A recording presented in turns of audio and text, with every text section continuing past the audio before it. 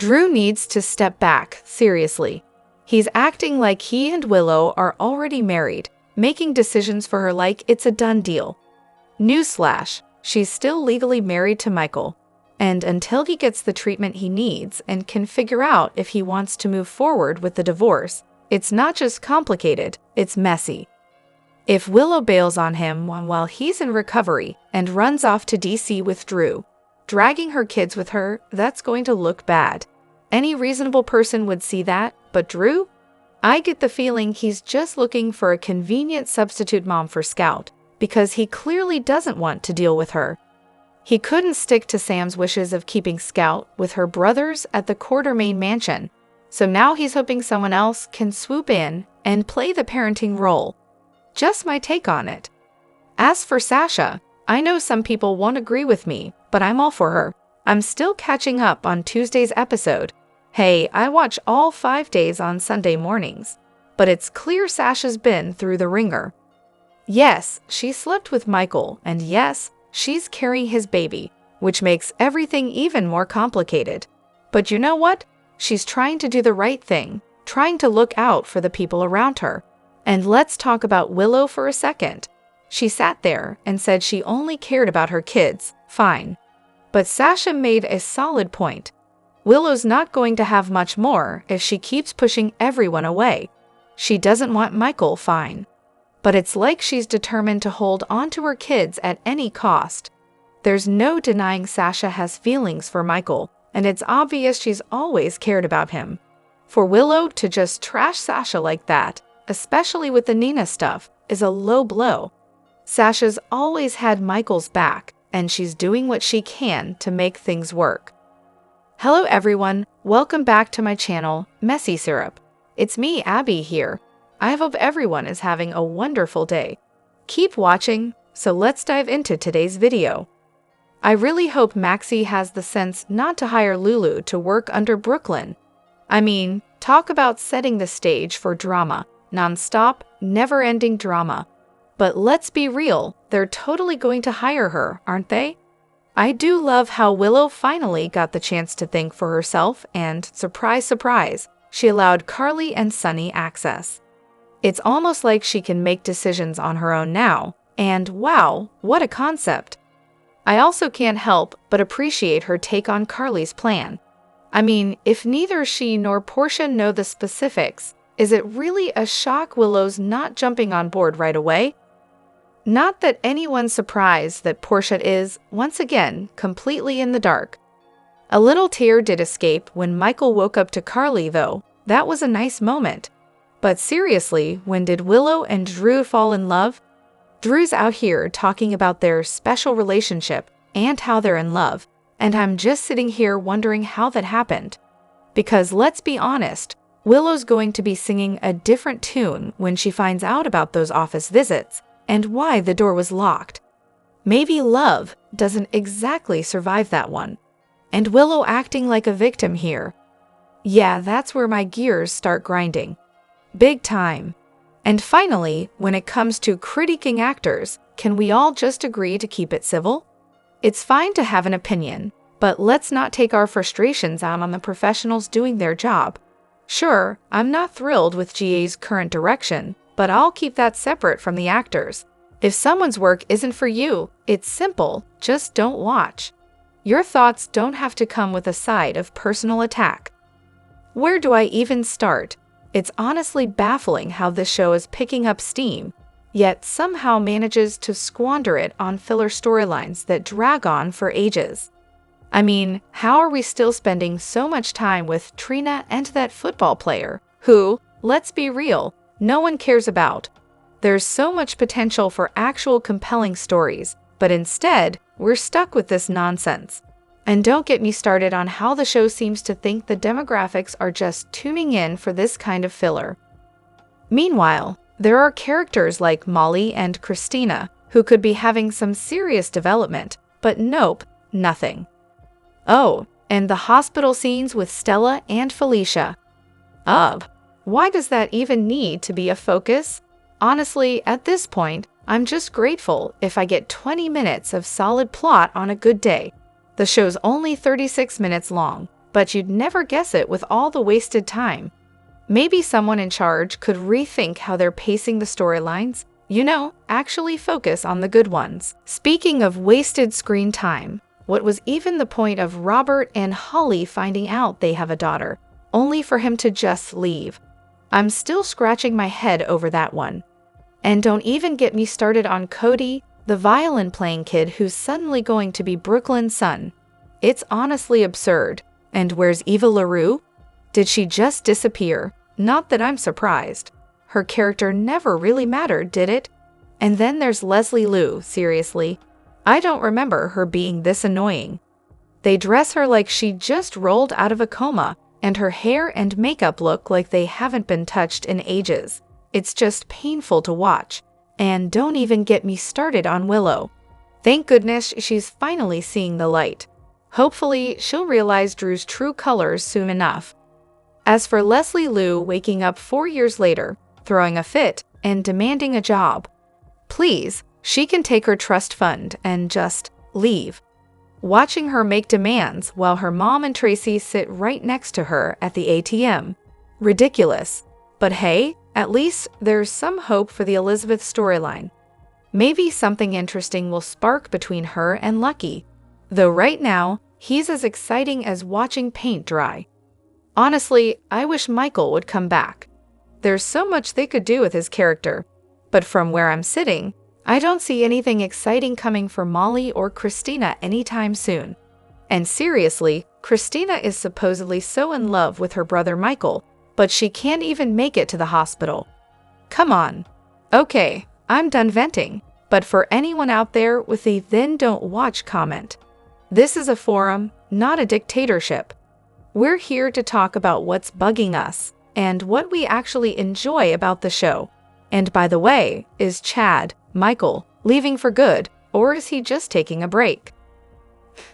I wasn't planning on making this about General Hospital. Well, maybe just a little. I'm in the middle of watching Friday's episode. Yes, I'm behind. And I just hit the part where Carly's all teary-eyed about Michael going off to Germany. Cue the waterworks from me. It's like the show knew exactly what would get me. My mom's been gone for 1.5 years now, and she was always there for me, just like Carly's there for Michael. Watching this, all I want is a mom there for me. I have no idea if that feeling will ever go away when I see mom scenes in TV shows or movies. I started watching GH with my mom when I was really young, and now it somehow makes me feel closer to her. It's a little bittersweet, but here we are. Now for the purely speculative part of the post.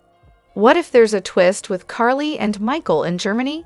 Hear me out, Morgan, after that big car explosion, could have been helped by someone, maybe even a secretive clinic in Germany, and had some major reconstruction done.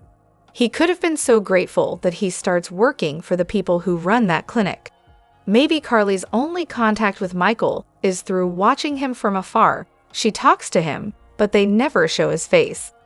That would be a perfect way to let Chad get his break without us all losing our minds over it. I'm wondering if Chad already filmed his pre-explosion scenes so that he could start his break early. If that's the case, I don't think Chad's leaving for as long as we think. And no, I don't think we're getting a recast. If they were going that route, they'd have had Michael be burned beyond recognition, too.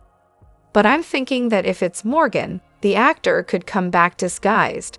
Maybe he doesn't even know his mom and brother are coming to see him. If it's a recast, they wouldn't need the disguise because the story would have been that Morgan had to undergo a total facial reconstruction. Either way, I'd love to see Carly getting close to Morgan without realizing it's him.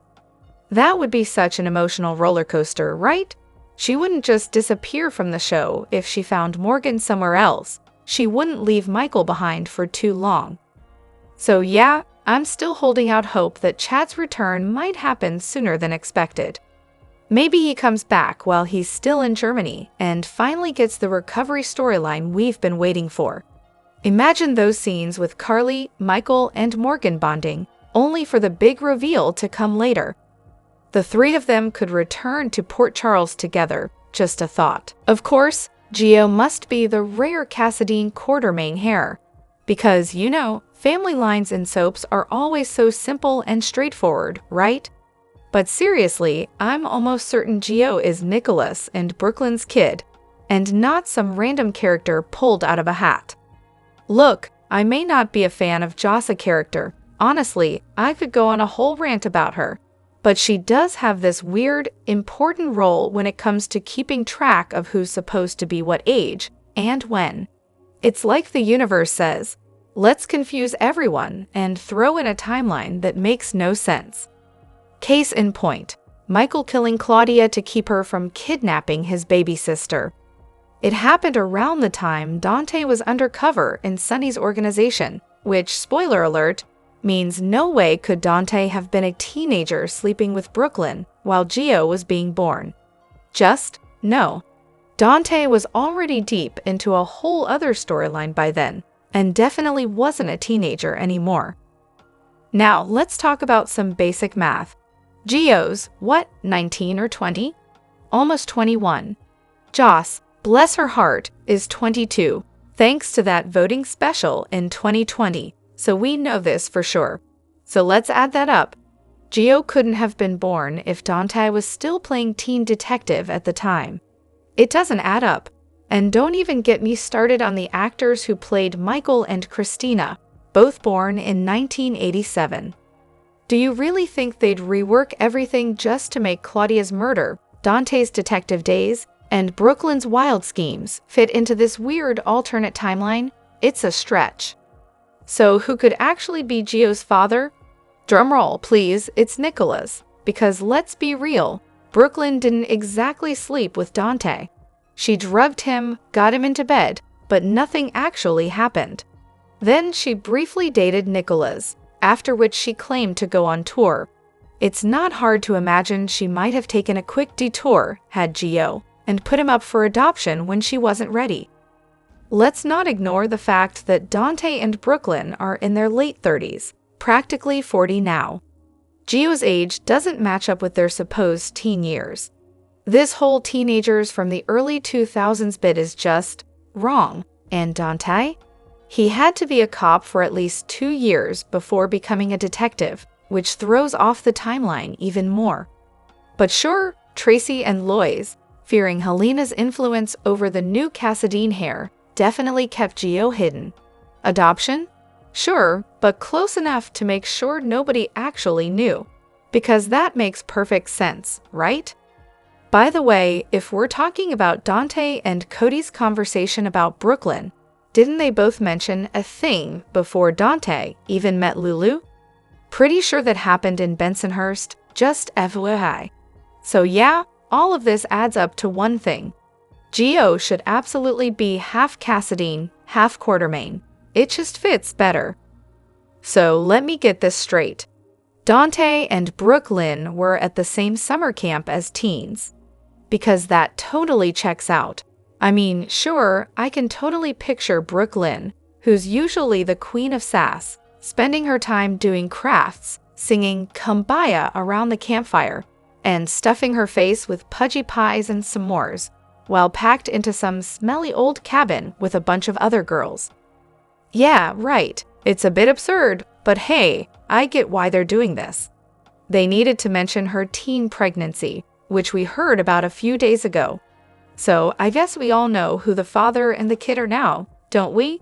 Apparently, Dante and Brooklyn were at different camps, boys and girls, of course, but they were next door to each other. Oh, and they were also counselors at their respective camps. Cody was there too, which makes sense because when Cody showed up, he recognized Dante from summer camp. That fits, but Brooklyn, she had no idea who Cody was when he arrived, so clearly, they're rewriting history to make this whole teen pregnancy thing work. Honestly, it's a pretty terrible rewrite of the past, especially for those of us who've been watching for ages. If they were going to mess with things, they should have made Cody the father. Dante's already drowning in drama, and poor Cody, he lost Sasha. Let's throw him a bone here. Brennan and Joss, just a little speculation, no spoilers, yet. It's starting to look like they're setting something up here, and fingers crossed it's not some shady, villainous plot.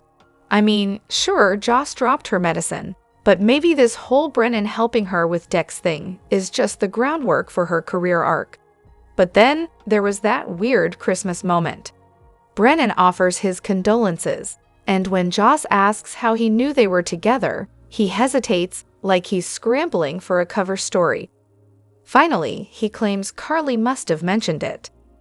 Now, I might be reading too much into this, but it kind of seemed like he's either been digging into her past, or, even worse, having her watched. And if that's the case, what's his deal? Does it have something to do with Carly, or is he just obsessed with Joss herself? I mean, the guy's Australian, so maybe he has some connection to Jax that's making him take an interest. There's also the possibility that he only knew because he's been keeping tabs on Dex. We don't know much about his backstory, but I vaguely remember him saying his family was a mess because he was the product of an affair and didn't even know who his biological father was. I mean, it feels pointless to throw in a long-lost family for Dex now that he's been killed off, but who knows? Maybe Brennan is Dex's real dad after all. Wouldn't that be a twist? Okay, before anyone jumps down my throat, yes, I know this is going to be unpopular, but I just can't stand what Tracy is doing. Don't get me wrong, I love Tracy. And of course, G is absolutely killing it in these scenes. But my complete and utter dislike of this whole situation has nothing to do with whether Willow should lose the kids or the disaster that is the proxy storyline or Michael, Carly, and Sunny being, well, Michael, Carly, and Sunny. No, my frustration is entirely Monica-based. Sure, Tracy's fighting for Monica, but here's the thing. Monica would hate this. Look, I get it. She'd probably love seeing Wiley and Amelia, especially with Michael in the hospital. But those poor kids, well, at least Wiley, Amelia's a bit too young to care, are probably devastated not being able to see either of their parents. Monica would never want that, and she definitely wouldn't have supported using the kids as pawns in this mess, especially not at Michael's expense. Monica, for all her issues with Carly and Sunny, would never have gone along with them being kept away from Michael like this. She'd probably have a lot to say about Carly and Sunny's parenting skills, but keeping the kids away from their dad? Not in a million years. And don't even get me started on how Tracy's deliberately keeping Monica in the dark about everything that's going on. Jason siding with Tracy? It felt so off because he knows this isn't what Monica would want. And yet, here he is, supporting Tracy like he's forgotten everything she stands for. It's such an out-of-character move for him. Brooklyn gets it. She knows what Monica would want. And honestly, anyone who's ever had a conversation with Monica should have been the one calling Tracy out. It shouldn't just be Brooklyn making that point, especially not when everyone else in the room should have known better. Honestly, everything Tracy's done since learning about Drew and Willow would have been an absolute nightmare for Monica. Sure, G is absolutely slaying her role, but these scenes just feel like a slap in the face to Monica's character. She'd never have agreed to this mess, and it's disrespectful to use her name to justify decisions she wouldn't have supported. And let's be real, Tracy's never been about the kids, not even her own. But she does like to win. And that's, of course, very key of her. I'll admit, I enjoy the drama.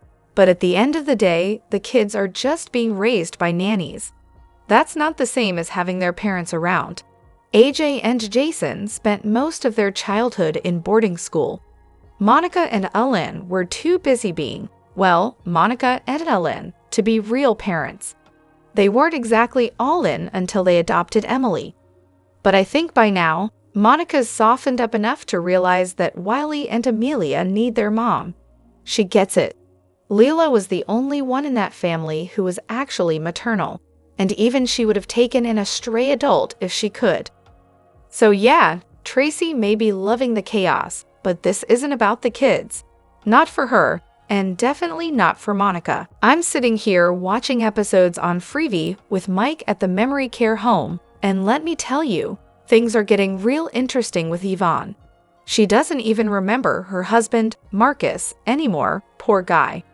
There he is, stuck watching her pretty much ignore him to hang out with Mike. Heartbreaking, right? But Sonny? Oh, he's too busy with his usual nonsense. All he can say is that he wants Mike to have his happiness. Not a shred of empathy for the husband who's getting completely shut out. I get it, the whole situation's messy, but even Stella's saying it, and even Carly gets it. But no, Sonny's too busy whining about what he wants, what he's feeling, and heaven forbid Marcus express any of his own emotions. Sonny can't handle that. It's like every time one of his kids gets hurt, all he can do is mope around about how guilty he feels. Classic Sonny, always the victim of his own emotions. I've been over him for ages, but man, he still knows how to get under my skin. Just watched Thursday's episode, but I've been thinking about this all day. Wouldn't Willow's move to use Michael's parents as a bargaining chip totally backfire in court? I can already hear Diane's fiery rant about how selfish and unfit it makes Willow look to any family court judge. I mean, really, what part of that is not a bad look? And seriously, why aren't Carly and Sonny taking this to court? Michael filing for divorce would give him a solid reason to say he no longer wants Willow as his proxy. If that's not a perfect time for a courtroom showdown, I don't know what is. Honestly, it's one thing for viewers to be disgusted by it, which, let's be real, everyone is. But I can't imagine a judge looking at Willow's actions and thinking, yeah, that's fine. They'll probably try to pin it all on Drew, as usual, but come on, Willow went along with it. She's just as guilty. Stop acting like she's some innocent little victim. Girl, you knew exactly what you were doing. Drop your thoughts in the comment section below. Do you agree or disagree? Don't forget to like, subscribe, and hit the notification bell for more updates. Your opinions matter, and I will see you in the next video. Thank you.